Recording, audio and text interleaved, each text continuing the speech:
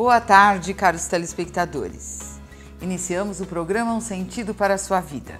E hoje, dia 3 de outubro, aniversário do codificador da doutrina espírita. Toda a FESP, a Federação Espírita de São Paulo, faz uma homenagem neste mês ao codificador. E no programa que está completando hoje um ano, nós vamos iniciar uma série de homenagens. Para hoje trouxemos a pesquisa magnífica de Marcel Souto Maior, que fez uma palestra no Congresso e emocionou a todos, falando também da grande pesquisa que ele fez sobre Chico Xavier. Vamos apreciar? Para mim é uma honra de verdade estar aqui, imensa, uma responsabilidade imensa.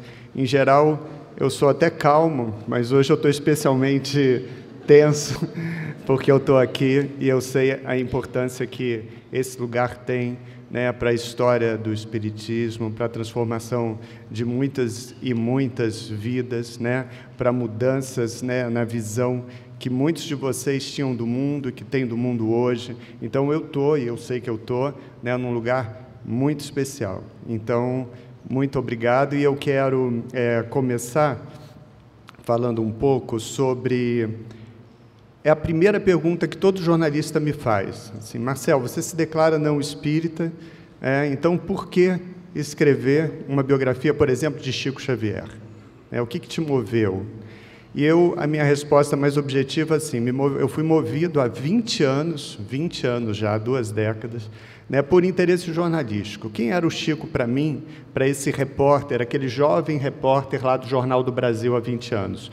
O Chico, eu resumi assim: foi um homem que, na época, tinha escrito mais de 400 livros, vendido mais de 20 milhões de exemplares, quase 30 milhões, e doado toda a renda dos direitos autorais a instituições beneficentes.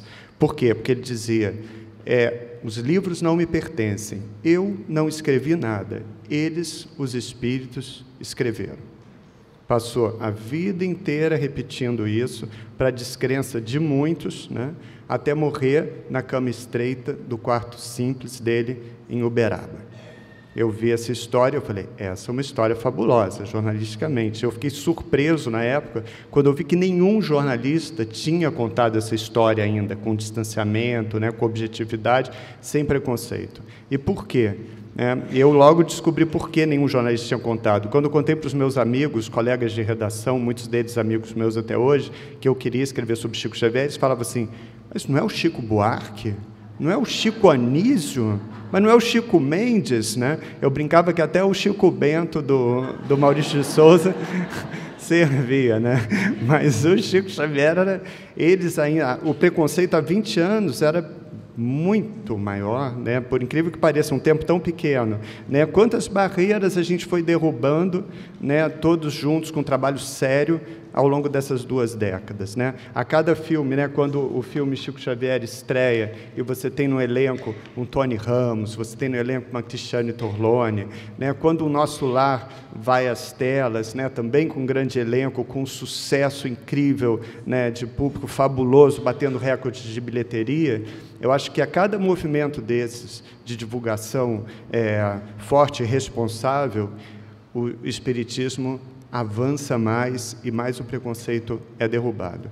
Então, o motivo que me levou ao Chico foi interesse jornalístico. O motivo que me levou a Kardec 20 anos depois foi uma necessidade quase assim, de fechar um ciclo, né? Eu escrevi... Às vezes os jornalistas me perguntam, quanto tempo você ficou pesquisando Kardec? Essa pesquisa durou quanto tempo? Essa pesquisa, na verdade, começa quando eu entro na vida do Chico Xavier. Porque para entender Chico Xavier, você tem que entender Kardec. Não adianta, né? Eu brinco que o Chico, ele foi um homem que veio com um manual de instrução. O manual de instrução dele é o Livro dos Espíritos, o manual de instrução 2 é o Livro dos Médiuns, e ele foi vivendo, né, lutando para cumprir à risca as principais orientações escritas por Kardec, né, ou ditadas pelos Espíritos, e ao longo da vida toda ele lutando para colocar aquilo em prática, né? Então, o Kardec ele liga as duas pontas. Primeiro eu escrevo sobre o médium mineiro, depois sobre o professor francês, escrevo primeiro sobre o discípulo e depois escrevo sobre o principal mestre dele. E aí eu vou contar, que eu acho que o pano de fundo, todas essas histórias que eu vou contar aqui, algumas, na verdade, eu nem conto em todos os lugares, só em lugares em que eu estou me sentindo bastante à vontade, aqui eu me sinto muito protegido, né? Em lugares assim eu realmente me reconecto.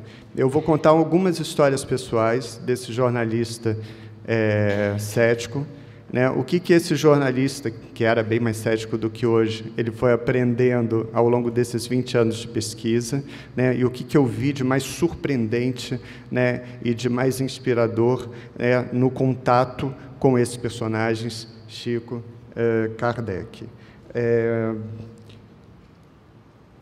Uma história que, por exemplo, que marca a minha entrada nesse universo, ela é muito estranha, porque eu cheguei em Uberaba, eu era um repórter desinformado e um tanto arrogante. Eu era um jovem repórter, né, do Rio de Janeiro, de um jornal que fazia sucesso na época. E eu tinha a ilusão e a pretensão de chegar em Uberaba, me apresentar ao Chico, falar, quero escrever sua biografia, eu sou um repórter do Rio, e ele ficar felicíssimo com isso, honradíssimo com essa oportunidade incrível, né? Então, quando eu chego em Uberaba, eu vou até o filho adotivo do Chico, até o Eurípides e tudo, e eles quase riem, né? Não, de jeito nenhum, você não vai, nem adianta tentar, não vai falar com meu pai está doente. E eu falei, meu Deus, eu não posso voltar para o Rio desse jeito, não é possível, eu tenho que conseguir alguma coisa. E aí eu fiz uma coisa que eu não faria hoje, eu liguei para o outro filho adotivo do Chico, que era o Vivaldo, que catalogava a obra do pai, passava, datilografava as mensagens que o Chico recebia e organizava os livros. Liguei e falei, olha, Chico, eu sou um jornalista do Rio, trabalho numa revista, eu estou fazendo um painel do espiritismo no Brasil, você conversaria comigo sobre a obra do seu pai? É uma reportagem e tal. Aí ele conversaria. E aí eu me lembro que eu entrei pela porta dos fundos, no território proibido, que era a casa do Chico, entrei ali pelo quintal e fui até a casinha do Vivaldo, que era um anexo na casa do Chico, muito simples. E eu estava ali no sofá com ele, e eu estava lá com a minha fichinha, o gravador, caneta, eu ia começar a pauta mais complicada, eu ia falar sobre hábitos do Chico, manias do Chico e tal. Nisso que eu ia começar essa pauta, toca a campainha, e aí o Vivaldo fala, olha, é meu pai, ele tem um interruptor do lado da cama, deve estar precisando de ajuda. Eu falei, tá bom. E aconteceu o seguinte, sem exagero nenhum. Eu estava no sofá, mal o Vivaldo sumiu pela fresta da porta, mal ele sumiu, ele ainda estava visível. A minha mão, que segurava a caneta, ela esquentou violentamente, como nunca mais esquentou. Foi tão forte o calor que eu joguei tudo em cima do sofá. Joguei a caneta, abri a porta, coisa que eu nunca faria da casa de alguém, né? Abri a porta correndo, desci as escadas, tinha uma varandinha, fui para o quintal, estava noite fria em Uberaba e eu fiquei sacudindo a mão de um lado para o outro. E eu estou sacudindo a mão de um lado para o outro, aí aparece o Vivaldo lá no alto da varanda e diz assim, parabéns, meu pai mandou dizer que seu livro vai ser um sucesso. E eu morri de vergonha. Uma vergonha, e ele não estava feliz mesmo, então eu subi a escada, peguei meu bloco, peguei meu gravador e saí correndo. E aí, eu me lembro que a minha mulher, primeiro, era uma jornalista também, tão cética quanto eu, e eu liguei, eu estava no hotel, tinham 2 camas estreitas, eu sentei no chão entre uma e outra, né, liguei, aconteceu uma coisa horrível, acho que foi porque eu menti, a minha mão começou a pegar fogo. Aí ela falou, mas Marcel, ontem você saiu daqui completamente cético, hoje sua mão já está pegando fogo. Eu falei, isso não vai dar certo, esse negócio, larga esse projeto e tal. Ficou bem preocupada. E aí, no dia seguinte, né, aconteceu um outro fenômeno que só com o tempo eu fui entender, que foi assim, o Chico não ia ao centro há 6 meses, então o centro estava vazio, ele vivia vazio. E aí eu cheguei no centro, né, tinham 6 pessoas além de mim, né, tudo vazio. De repente, quem entra? Para surpresa de todos nós, ficamos uns olhando para os outros, assim, o Chico. Então, o Chico entra, se senta a 2 metros de onde eu estava, na minha frente, e eu começo a pensar em questões práticas, do tipo, como me aproximar, como conseguir autorização para escrever a biografia, o que falar, eu só pensava nisso, não pensava em nada mais.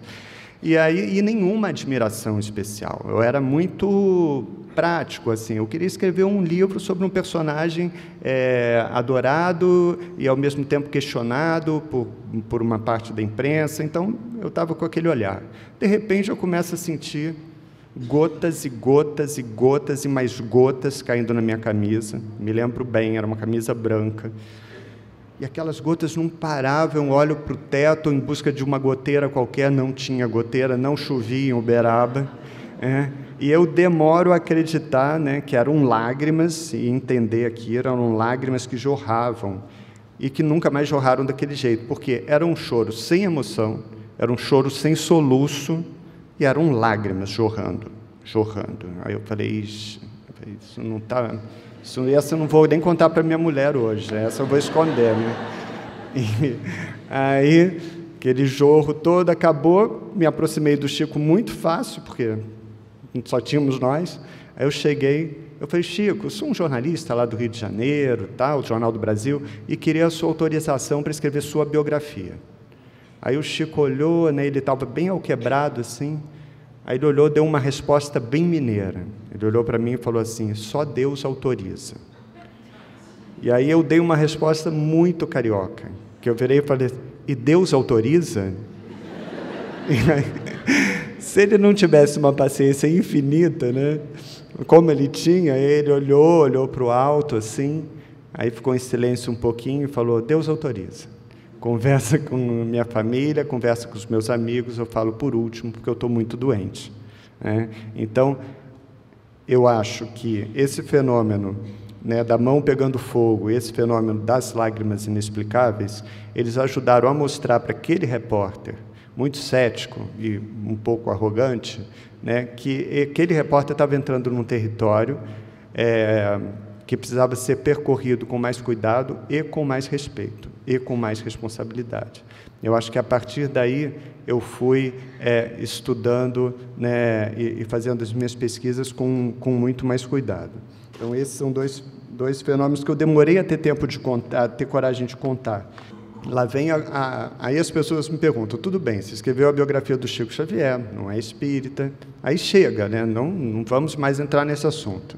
Não, aí eu escrevo um segundo livro, que é o Por Trás do Véu de Ísis, que é um livro, que é uma investigação muito sofrida,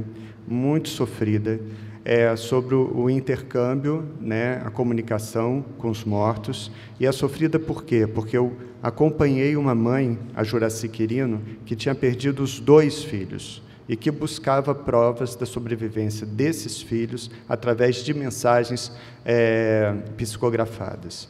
Então, eu fui com ela ao longo de 3, 4 meses de sofrimento, porque ela estava no vivendo o luto, ainda muito forte, nunca se deixa de viver, mas ela tinha acabado de perder o 2º filho, e a gente foi vendo mensagens que não traziam nenhuma evidência, né? A gente foi entrando em contato com universos e com intercâmbios muito complexos e suspeitos em algumas vezes. Então, mas o que me levou, né, eu vou voltar um pouquinho, o que me levou a escrever esse segundo livro? A minha mulher, que era segunda, também jornalista, também cética, falava, Marcel, você já escreveu a biografia do Chico, agora muda de assunto, vai escrever uma outra biografia fora desse universo e tal, né? Aí, por mais que eu pensasse assim, fora desse universo, eu pensava assim, Padre Cícero, ou pensava, Mãe Menininha do Gantuá, né? E ela falava, mas que mania, né, que você tem, porque Mãe Menininha do Gantuá, né? Que é esse meu interesse pela religião, o meu interesse pelo invisível, né? O meu interesse por saber, nós somos só matéria, né? Nascemos condenados ao fim, né? Numa contagem regressiva implacável, ou a gente é mais do que a matéria pura e simples. Eu acho que quando eu quero entrar nesse universo, até de Mãe Menininha ou até de Padre Cícero, eu estou querendo muito entender isso tudo que nós somos para além do corpo, né? Então, mas o que me levou ao livro? Me levou o seguinte, e aí eu trouxe a mensagem para vocês. Isso daqui me impressionou muito e a minha família levou um bom susto quando essa mensagem chegou. Eu tinha sido entrevistado para um programa de TV espírita em Brasília e é um professor universitário que me entrevistou. Ele me entrevistou sobre Chico Xavier e tudo, voltei para o Rio, passou 2 semanas, eu estava um sábado de manhã em casa, ele me liga e faz uma pergunta muito estranha. Ele pergunta assim, Marcel, você já ouviu falar em tia Lourinha? Eu, tia Lourinha? Não, nunca ouvi falar, por quê? Aí ele ficou sem graça, ele falou, puxa, você ligaria para sua família, checaria, depois a gente volta a se falar? Tá. Aí eu liguei, pai, já ouviu falar em tia Lourinha? Ele, não, nunca ouvi falar. Eu, mãe, já ouviu falar em tia Lourinha? Ela, nossa, mas demais, era a melhor amiga da sua avó, grande amiga da tia Maria, morava na Tijuca, morreu de câncer. Por quê? Aí eu liguei para o professor universitário, falei, professor, existiu uma tia Lourinha. Ele, graças a Deus, eu sou médium e eu psicografei uma mensagem da tia Lourinha para você. E aí, na época, ainda existia aquele instrumento rudimentar, o fax, né? E eu pedi para ele passar o fax, né, para mim, urgente, e veio a mensagem da tia Lourinha para mim. E a mensagem é essa. Marcel, meu filho, eis que do outro lado do rio da vida, volto contente por tudo que nos deu a divindade. Sua tia e seu avô pedem que você persevere na grande luta de divulgar a obra do apóstolo do Espiritismo, Chico Xavier. Confie em Deus e siga adiante, porque foste chamado ao trabalho e agora não podes abandoná-lo. Um beijo da tia Lourinha. Essa mensagem veio. Aí a minha mulher virou, leu a mensagem e falou assim, mas você não pode, você tem que investigar isso, tem que escrever um livro sobre isso, como é esse intercâmbio?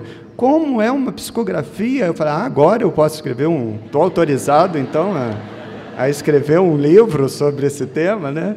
E aí eu fui, né, escrever um livro sobre esse tema, fiquei do lado da Juraci, sofri muito ao entrar em determinados centros, né, onde médiuns se deixavam levar pelo auto-engano, às vezes até pela vontade imensa de ajudar e de consolar as famílias, né, e que deixavam de lado, né, o rigor da crítica, né, do estudo, da ponderação, quer dizer, deixava de lado algumas lições fundamentais de Kardec, né, e em frente, e isso foi me abalando a ponto de eu querer desistir de escrever o livro, porque eu pensava assim, gente, eu escrevi a biografia do Chico. Se eu escrevo um livro, um segundo, falando que cuidado com as psicografias, cadê a realidade das mensagens mediúnicas e tudo? Eu falei, que prejuízo eu poderia causar, por exemplo, que decepção poderia causar às mães e às famílias enlutadas? Então eu falei, eu vou parar. Aí, quando eu estava para parar, véspera de eu falar para a editora que eu ia mudar de assunto, a minha mãe chega lá em casa, minha mãe não é espírita, e ela nunca tinha passado um fim de semana sozinha com meu filho, e nunca mais passou também, ela não é uma avó de ficar com o neto sozinha em casa. E aí, ela chegou em casa com o olho arregalado num domingo, e falou, olha, aconteceu uma coisa muito estranha com o Antônio, meu filho, que tinha 4 anos na época, e isso eu contei no livro. O que aconteceu com o Antônio? Minha mãe tinha perdido o melhor amigo dela, tinha sido atropelado na frente do filho dele, né, dias antes. O filho dele se chamava Luiz Fernando. E aí minha mãe estava muito triste e tal, o Antônio foi para a casa dela, eles foram almoçar num restaurante, onde ela tinha almoçado pela última vez com esse amigo. E o meu filho levou o ioiô do Luiz Fernando, sem saber quem era o Luiz Fernando, de quem era aquele ioiô. Aí eles estão almoçando, comendo uma pizza, de repente meu filho, 4 anos, levanta da mesa, olha para o alto e fala, Luiz Fernando? Não tem nenhum Luiz Fernando aqui. Aí para ainda um pouco, olha mais para o alto em silêncio e fala, não, quando a gente morre, o corpo vai para o cemitério, o espírito vai para o céu, vai para o espaço. E foi isso que ele falou. o estranho. A gente nunca tinha falado sobre céu, espírito, espaço, morte, né? Era uma criança muito pequena. Então, minha mãe contou essa história, ela falou, e o que isso significa? Eu falei, significa que eu vou escrever o livro até o fim. Não desistirei desse livro, né? E agora eu vou contar essa história e eu vou ver aonde eu vou chegar com a Juracy Quirino. E aí eu cheguei num centro, que é como termina o livro, que é o centro da Dona Célia, que era lá na Penha, lá na Zona Norte. O Chico falava que a Dona Célia era uma das médiuns mais incríveis que ele já conheceu. Como é que era a Dona Célia? Ela era uma senhorinha assim, de 1,5 m de altura, ficava num tablado, ficava uma equipe dela gravando o que ela tinha a dizer ali, ela ficava com o microfone na mão, um galpão lotado de gente de pé, muitas mães e pais com as camisas, com as fotos dos filhos, né, que tinham ido embora e tudo, todos à espera de mensagens. E aí ela vinha e falava assim, Lucília da Silva Costa, tem alguma Lucília aí? Se tiver, vem aqui para frente, tem uma energia querendo se comunicar, ela chamava espírito de energia. Ela era muito estudiosa de física quântica. E aí vinha, e ela dava as mensagens, e ela dava detalhes que chegavam a número de identidade, número de passaporte, escrituras, enfim, era uma coisa. No dia, eu pedi a decupagem da fita que foi gravada. No dia, essa senhora, que tinha quase 80 anos, ela passou mais de 1000 informações muito precisas ao longo desse dia. Ela não usava ponto eletrônico, ela não usava brinco, para não acharem que estavam passando informação pelo ponto eletrônico, só para ter uma ideia do que ela era.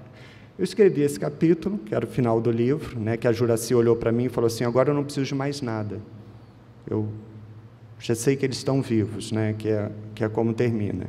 E aí eu escrevi esse capítulo, a minha mulher leu e falou, mas não, que isso, Marcelo? Não dá para acreditar nisso, isso é um absurdo, ninguém vai acreditar, isso é um exagero e tal. Não acreditou, enfim, duvidou. Eu falei, não é possível, então vai lá no centro. Aí ela foi para o centro sozinha, eu estava em Brasília. Aí eu liguei para ela, eu falei assim, e aí, Anabela, como é que está o intervalo? Você está acreditando agora em alguma coisa? Ela, eu estou acreditando em tudo, e chorava. Eu estou acreditando em tudo. Então, a tia Lourinha, a tia Lourinha me levou ao por trás do véu de Ísis, né? As pessoas, às vezes, me perguntam, e essa é uma segunda pergunta, ou uma pergunta inevitável que todos os jornalistas fazem, o que eu aprendi, né, com as histórias de Chico, o que eu aprendi ao entrar agora mais firme mesmo na trajetória do Kardec, que lições eu tomei para mim e até que ponto eu me transformei. Tem uma frase que eu acho do Chico que é linda, que eu nunca esqueci dele, e eu demorei um pouquinho também a entender a grandeza da frase. Numa das conversas que eu tive, eu falei assim, Chico, você doa uma fortuna que você abre mão, e você, com essas pessoas todas em dificuldade, que você ajuda, que você faz campanha, que você pede donativo, por que não reverter direto e tal? Eu falando, né, dos direitos autorais. E aí ele virou, olhou para mim e falou assim, graças a Deus aprendi a viver apenas com o necessário. Essa frase eu acho de uma força incrível, porque o que acontece com a gente, eu acho que cada vez mais, né, você compra necessidades que não são suas, que não são reais. E aí você começa a lutar para saciar necessidades que não são necessárias. Então, o que você perde de tempo de vida, de energia, né, lutando por necessidades que não existem, então, isso de você encontrar a medida do necessário, isso para mim me ajudou muito na minha vida, né, de o que importa de verdade. Isso foi um outro sentido que eu acho fundamental e que nisso Kardec e Chico têm tudo, absolutamente tudo em comum. Os dois eram movidos por um sentido de missão extremo. Eles tinham missão clara, missão forte. Então, a missão do Chico era difundir o Espiritismo, ser exemplo vivo da prática da caridade, zelar para que o Espiritismo solidário prosperasse no Brasil e alcançasse cada vez mais pessoas. Isso para ele era muito claro. Então, ele tinha um sentido de missão. O sentido de missão do Kardec: implantar o Espiritismo e ser um combatente, né, na guerra contra o materialismo. Tem um texto que é lindo, que está no livro, que é um texto do Kardec, claro, em que ele fala, ele começou a ficar muito espantado com o preconceito da imprensa na época, com as críticas da ciência, com divisões dentro do próprio movimento. Então, quanto mais o movimento crescia, quanto mais ele ganhava força, mais ataques ele sofria. E as pessoas, às vezes, riam, faziam piadas em relação a mesas girantes e tudo. Ele escreve um texto em que ele fala assim, quase assim: vocês estão rindo de quê?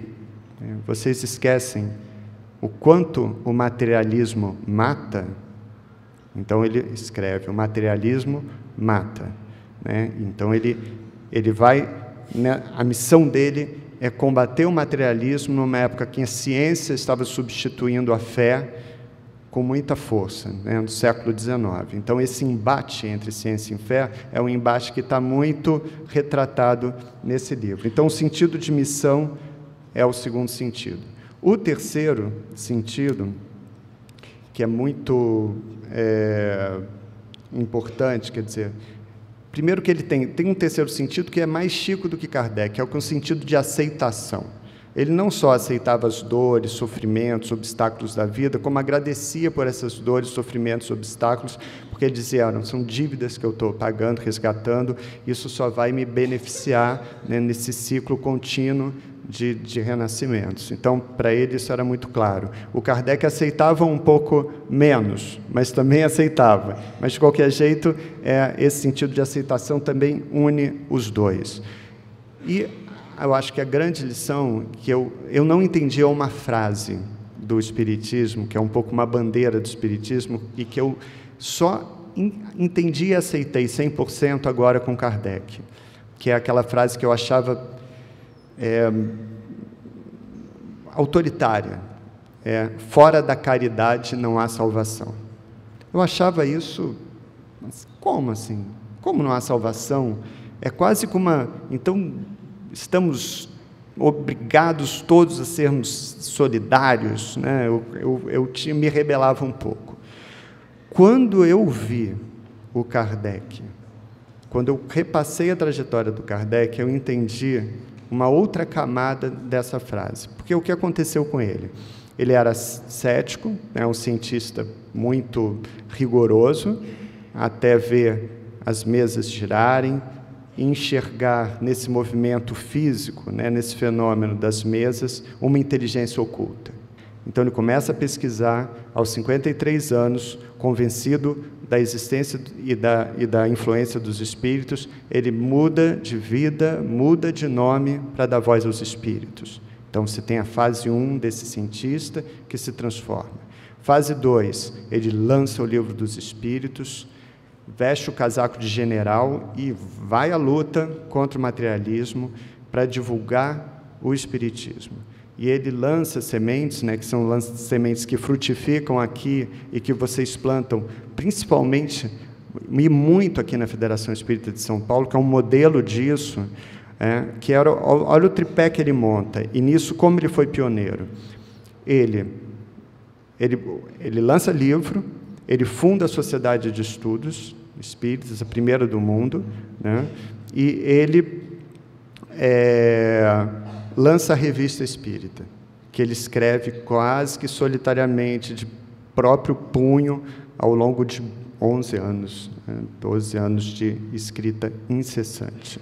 Então, ele atua como um fiscal, ele atua como um divulgador, e ele, nessa segunda fase, então, ele vai abraçando vários médiums, ele vai endossando alguns fenômenos, ele vai criticando e alertando para outros fenômenos, e é a segunda fase dele, de divulgador fiscal. Na terceira, e essa é muito curiosa, e eu entendi o Fora da Caridade Não Há Salvação, esse comandante, ele começa a se decepcionar com vaidade de médium, com mensagens que não têm evidência de autenticidade, na verdade, assinaturas de grandes nomes em mensagens frágeis, e ele começa a ver golpes de médiuns falsos médiuns querendo ganhar dinheiro com curas, né? Esse cenário que a gente conhece.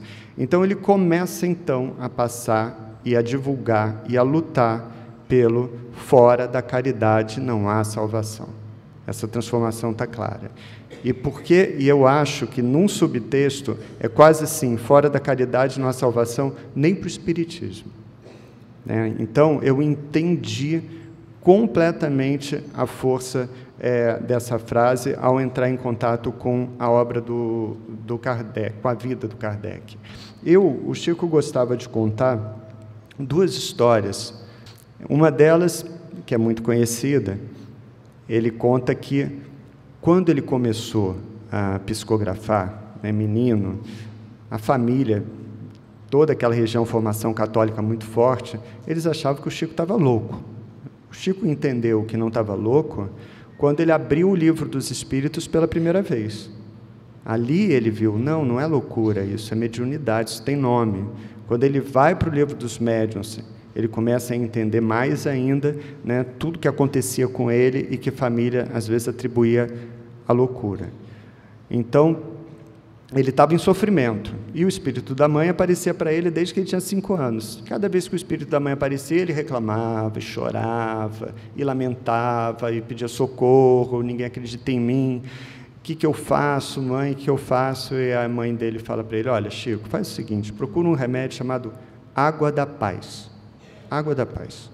E aí o tio dele foi para Belo Horizonte, que era ali perto, e falou, olha, tio, vê lá se tem alguma farmácia, esse negócio, Água da Paz, vê se dá jeito, traz aqui para mim e tudo. Aí o tio foi, então, procurou, voltou, não tem Água da Paz. E aí ele esperou, a mãe demorou a voltar, quando voltou, ele falou, olha, mãe, procuraram em todo lugar essa Água da Paz, não tem Água da Paz. Ela falou, olha, a Água da Paz pode ser água da bica mesmo, da torneira. Você põe dentro da boca e você só engole ou joga fora quando a vontade de reclamar tiver passado. Né? Então, a Água da Paz é uma coisa que muitas vezes, eu luto, né, para colocar na boca e seguir em frente. Essa é uma história que ele gostava de contar. A outra, que eu acho muito importante, é uma que ele já estava mais maduro, os ataques eram mais severos, ele estava sendo processado pela família do Humberto de Campos, pela psicografia dos livros, tudo, e estava apavorado com o risco de ir para tribunal, chegava a ter medo de ir para a prisão, enfim.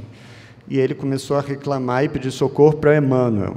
Emmanuel era menos bonzinho do que a mãe do Chico. Então, o Emmanuel começou a ouvir todos aqueles desabafos e falou, Chico, faz o seguinte, você escreve uma frase e põe do lado da cama, na cabeceira. Quando você acordar, você já olha para essa frase. Isso também passa. Ele escreveu, isso também passa, botou do lado da cama. Acordava, começava a se sentir melhor, isso também passa. E aí ele foi para o auge da fama, do sucesso, noites de autógrafo incríveis, entrevista no Pinga Fogo, TV Tupi, e ele muito feliz, falou, Emmanuel, que maravilha que está agora o movimento, tudo dando certo. Volta na cabeceira da cama e lê, e lê aquela frase, né? Isso também passa. Então, eu acho que Água da Paz, isso também passa, que eram histórias que o Chico gostava de contar, são histórias que também me ajudam a levar a vida com menos reclamação e com mais responsabilidade. O que eu acho assim, às vezes as pessoas falam, tá, tudo bem, você se declara não espírita, mas o que isso muda? A reforma, né, a famosa reforma, que eu acho que a pessoa que acredita ou não que a vida continue, mesmo essa pessoa em contato com o Espiritismo, em contato com Chico, em contato com Kardec, ela sofre uma transformação enorme. Por quê? O contato com a vida, com os exemplos dessas figuras e de muitos trabalhadores do movimento espírita, muitos, esse contato ele aumenta a nossa responsabilidade, a responsabilidade de cada um em relação à vida. Eu acho que eu passei a dar muito valor ao tempo. Será que eu estou usando o meu tempo bem? Será que eu estou fazendo o bem? Será que eu posso fazer melhor? Então, eu acho que Chico e Kardec nos levam a pensar no bem e a fazer o bem. Por mais que seja difícil, hoje em dia, a gente se organizar para encontrar tempo, energia, em meio a tantos compromissos, para fazer um trabalho solidário, permanente e responsável. Então, isso me ajudou muito a enxergar a vida de outra maneira. Uma história que eu queria até mais ir para um encerramento assim, da palestra, que às vezes me perguntam o que mais me marcou nesses anos todos, foi uma história que eu acho que tem muito a ver com os livros que vocês divulgam aqui, que vocês estudam todos os dias, toda semana, e que vocês tentam aplicar na vida de vocês. Foi assim, eu fui convidado para lançar o meu livro, As Vidas de Chico Xavier, numa feira do livro em Brasília. E a editora falou, não, de jeito nenhum, não vai, essa feira do livro é muito mal divulgada, você vai ficar sozinho, abandonado, ninguém vai nesse lançamento, não vai não. E eu fui.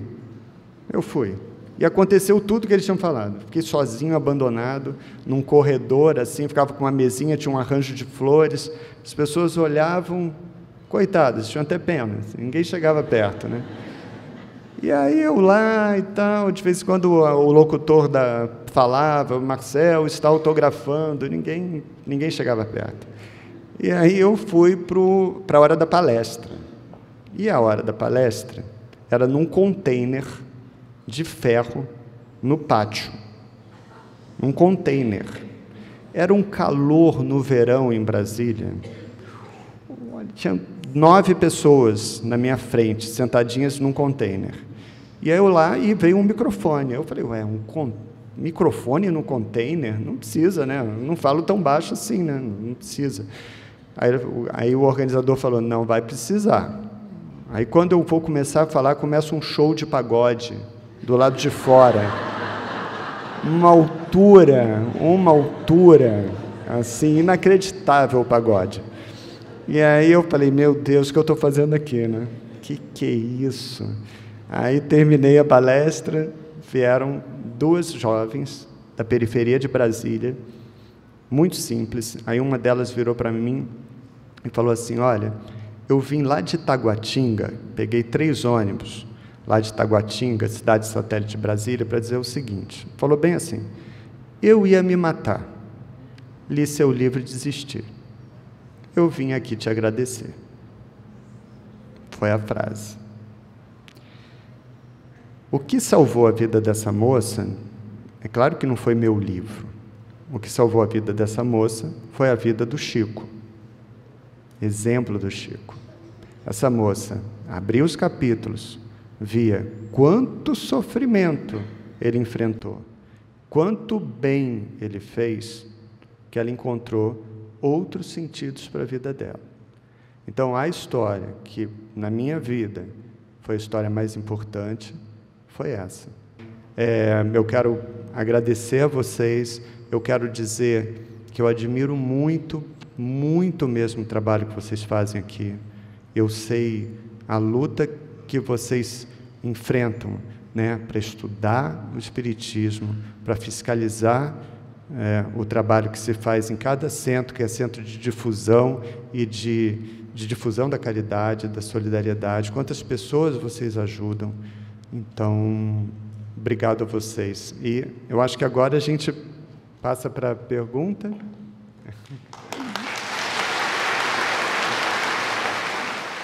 Tenho certeza que todos vocês gostaram muito desta emocionante palestra. Agora precisamos fazer um intervalo. Fique conosco, já já voltamos.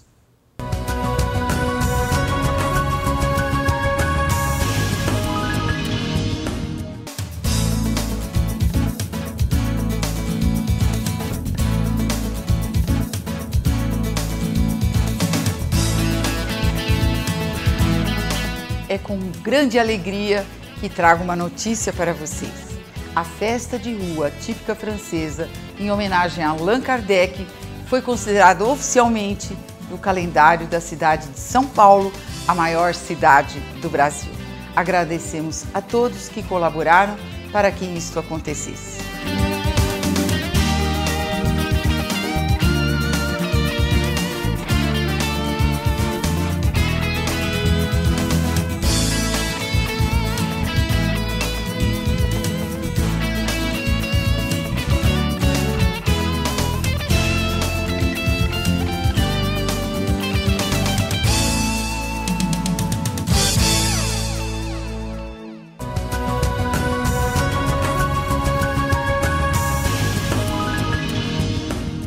Voltamos com o programa Um Sentido para a Sua Vida e nesse instante vamos assistir às perguntas que foram feitas por Fátima Giro ao nosso querido Marcel Soutomaior.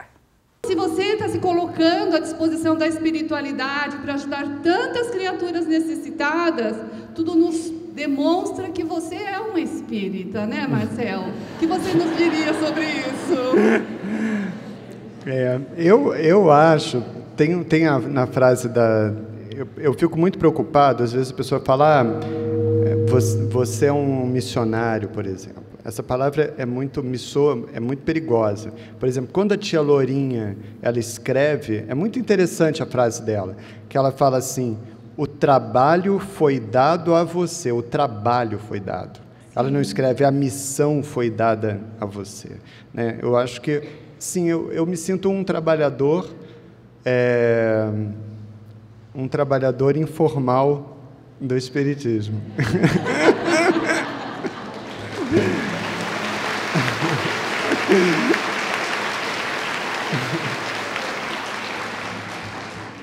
Marcel, quando você fala sobre essa pesquisa feita em relação ao nosso Allan Kardec e ao nosso querido Chico, qual você teve mais dificuldade para pesquisar e entender de forma bastante precisa sobre o Espiritismo, já que você era tão resistente à doutrina?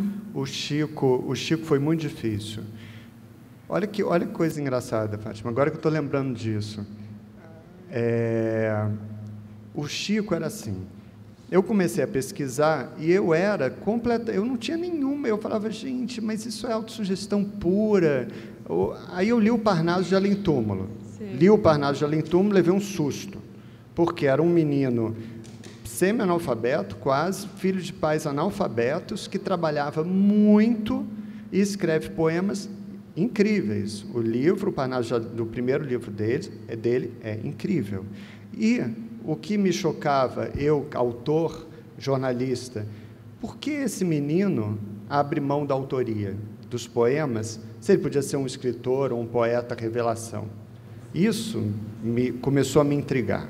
Então, eu comecei a tomar partido do Chico. Aí chegou uma hora que o Chico sofria os ataques, ele não respondia. Isso nos trechos no trecho do livro que eu estava escrevendo. Eu comecei a ficar nervoso, eu falei, o Chico tem que responder, não é possível, ele não se defende, ele fica calado, a água da paz demais, eu falava, né? Então, chega de água da paz, esse negócio não está dando certo e tal. E aí eu peguei um táxi, foi a única vez que eu peguei um taxista espírita, estudioso de Kardec, única vez. E eu, no banco lá, conversando com ele, eu falei, estou fazendo uma pesquisa sobre Chico Xavier, estava vindo para a Biblioteca Nacional.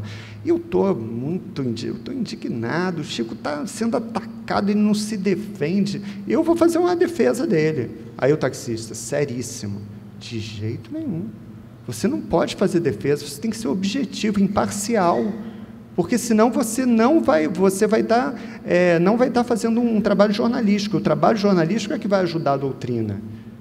Me deu uma... Aí eu falo que o taxista é coautor do livro, né? Também eu Porque se ele não me desse aquela bronca, eu acho que eu ia achar a bandeira, né? Certo. Em relação a essa questão, Marcel, em questão de responder ou não essa perseguição, Kardec nos ensinou bem quando do ato da fé de Barcelona, quando todos aqueles livros são queimados. Que relação que você vê entre essa situação que o Kardec passa, né, ali, com a situação da vivência do nosso querido Chico diante desse contexto que você presenciou? Tem uma coisa que é curiosa, o Kardec, e isso é muito interessante. O Kardec, no início, ele tinha a esperança de receber algum apoio material para cumprir a missão dele. Então, ele meio que negociava com o Espírito da Verdade, chegava alguém e falava, eu vou ter alguma ajuda, porque vida de professor, eu estou desempregado e tal, e o pessoal não ajudava. Não vai ser assim, vai ser trabalho, duro trabalho, e você chegará lá. E aí, quando vem o Auto de Fé de Barcelona, ele pensa em ir a Napoleão, ele pensa em ir às últimas instâncias para evitar a queima dos livros, inclusive com uma crise internacional. Como a Espanha vai queimar um patrimônio da França? Então, ele estava, e o Espírito da Verdade fala, calma, não faça.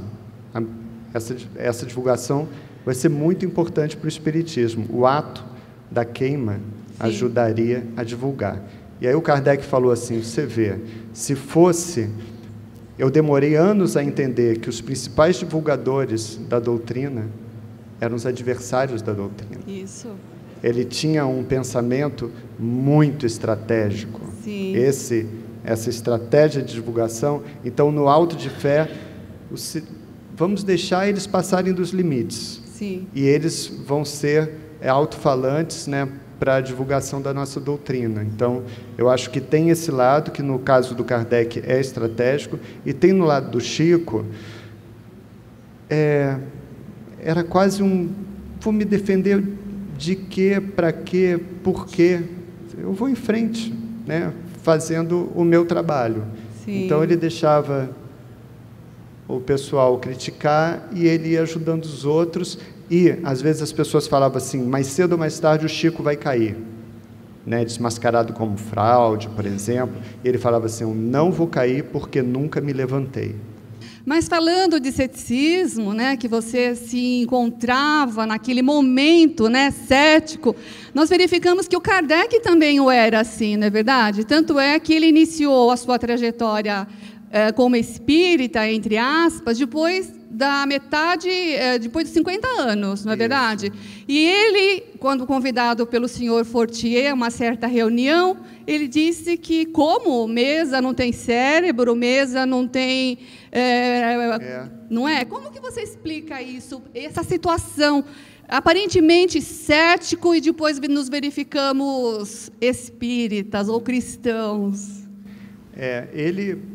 Eu confesso assim, que no início eu me identificava, é claro que eu me identifico um pouco com Kardec nessa, né, eu consigo colocar o chapéu do Kardec fácil, né? A grande dificuldade minha era, no livro, eu tinha que entrar na pele do Kardec, sair da pele do Kardec para dar voz aos adversários. Então, isso era um movimento constante. Eu vejo assim, o que aconteceu com ele? Ele viu o que ele achava um fenômeno que podia ser um truque, podia ser uma fraude, como ele via nos teatros da época, os shows de ilusionismo, e ele começa a ver que as médiuns, principalmente as irmãs Bodin, muito jovenzinhas, né, elas começam a colocar no papel, através uma pancada letra A, 2 pancadas letra B, e depois se evolui para o sexto com lápis, né, e depois até incorporação, enfim, tem vários tipos de mediunidade atuando enquanto ele pesquisa, e ele começa a ver que aquelas jovens, elas não tinham informação, não tinham cultura, não tinham maturidade para colocar aquelas mensagens no papel. Então, quem coloca essas mensagens no papel? Ele era tão cético que ele pensava assim, quem coloca essas mensagens no papel é um de nós, porque por telepatia essas moças têm uma antena que capta informações que estão dentro da gente. Só que ele começa a ver que em algumas sessões ninguém ali na mesa tinha essas informações. Ele, às vezes, quase sempre era o mais preparado, né, do grupo, e ele não tinha aquelas informações. Então, de onde vinham essas informações? Então, ele fica pesquisando a origem de informação até chegar, bom, é isso, vem do invisível. Certo. Me parece, você disse sobre a circunstância desse questionamento, muitas vezes, da transformação, da reencarnação de um espírito para outro. Então, nós vamos observar que o Espiritismo tratou justamente desse período, né, da curiosidade, não é? E 3 períodos, né, o Espiritismo se desenvolveu. Então, se nós observarmos, o próprio Kardec, ele era curioso, né? Como assim? Quando ele recebe a mensagem daquelas batidas na parede lá, e naquela época nós sabemos que Napoleão havia mandado destruir tudo, né? Estavam destruindo todas as construções. Como você nos explica a curiosidade dele de saber sobre aquele espírito familiar, qual era o nome dele? Ele já estava tocado, né? Ele já tinha recebido mensagens que traziam informações cuja fonte ele desconhecia. Ele achava que a fonte não estava naquela mesa. Então, quando começam as batidas, ele sai de casa, ele vai para o corredor, ele checa se poderia ser realmente algum eco de obra, ou até bichos dentro do forro, né? E aí ele se convence, não, de que aquelas batidas, elas eram produzidas por uma força misteriosa. E aí ele vai checar e então tem o contato com o Espírito da Verdade. Ele insiste em saber o nome do Espírito da Verdade, né, Marcel? Tem várias teses, né, sobre quem seria. Você não gostaria de dizer algumas teses? Até Jesus já, né, é uma das... porque ele se declarou o Espírito da Verdade, exatamente, né? Certo. E teria uma mensagem que está no acervo, por exemplo, a gente tem ainda um acervo a ser revelado, né, no Brasil, que é o acervo da família do Canuto de Abreu. Sim, né? Tá. Eles estão com um material muito forte, eles mantêm ele muito bem guardado, em sigilo, talvez exponham num museu que vai ser criado, né, nos próximos anos, no próximo ano, mas tem mensagens de Kardec que eu sei que apontam até ele suspeitava disso. Certo. O próprio Kardec. Gente, então, assim, nós gostaríamos, né, a questão aqui, que você estabelecesse um paralelo entre Allan Kardec, um espírito tão bem preparado nos bancos escolares, através do nosso querido Pestalozzi, professor emérito, com tantos livros escritos, e aparentemente nenhuma mediunidade ostensiva. O nosso querido Francisco Cândido Xavier, aparentemente sem instrução nos bancos escolares, sem uma formação acadêmica, e com tanta mediunidade, prova disso 400 e poucos livros psicografados, nas mais diversas modalidades, científica, evangélica e assim por diante. O Chico é como se ele, se puder fazer uma ligação, que não é falar de reencarnação, mas é como se o Chico tivesse vindo para colocar em prática toda a obra que o Kardec codifica.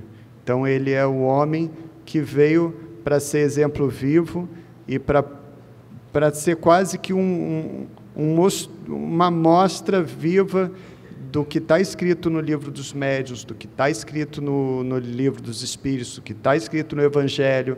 Tanto que o Chico, ele lia os livros permanentemente, ele abria sessões com a leitura de Kardec, e ele sempre dizia, e disse para mim também, na dúvida, ele falava, leia Kardec. Muitas pessoas dizem, comentam, fazem alusões, muitas vezes totalmente errôneas, nós não sabemos a realidade. Você encerra o seu livro dizendo que quando Kardec vai desencarnar, ele atende uma pessoa que viera buscar livros e ele estava empacotando os livros. E que sua casa estava com os móveis todos mexidos, fora do lugar, né? Não vou sugerir nada, não vou dizer nada, mas gostaria que você esclarecesse essa situação para que dissipe da cabeça de muitas pessoas, que eu sei que tem, essa situação sobre a desencarnação do nosso querido Allan Kardec. Ele estava de mudança, na verdade. Ele ia, né, para a vila que ele sonhava transformar numa grande casa para abrigar os principais companheiros dele de doutrina. Era quase que seria um refúgio, uma casa de amparo para essas pessoas. Então, ele tinha realmente encaixotado tudo e ele estava pronto para a mudança. E pronto para começar uma nova fase na vida dele, porque ele estava querendo delegar as funções na sociedade, ele queria trabalhar menos para viver mais. Ele não tinha fim de semana, ele não tinha férias. Então, quando ele falou, agora eu vou respirar um pouco, coisa que eu acho que ele não conseguiria fazer, ele foi. Ok. Não era a última, não. Alguém falou para mim assim, pergunta isso. Então, quando Kardec está lá no túmulo, o Camilo fala, Marion vai lá fazer o discurso, né? E ele disse que Kardec é o bom senso encarnado. Como você explicaria isso para nós? Ele tinha muito... Esse Kardec... Um Kardec que me surpreendeu muito na pesquisa era o quanto ele era estratégico no bom sentido. Então, ele tinha, primeiro, que é uma visão muito crítica de tudo, ele tinha uma paciência enorme para medir custo-benefício de determinadas ações. Então, tinha uma pressão no movimento, vamos, vai captar, por exemplo, cobravam dele um empenho em captação junto aos poderosos, aos mais ricos. E ele falava, calma, calma.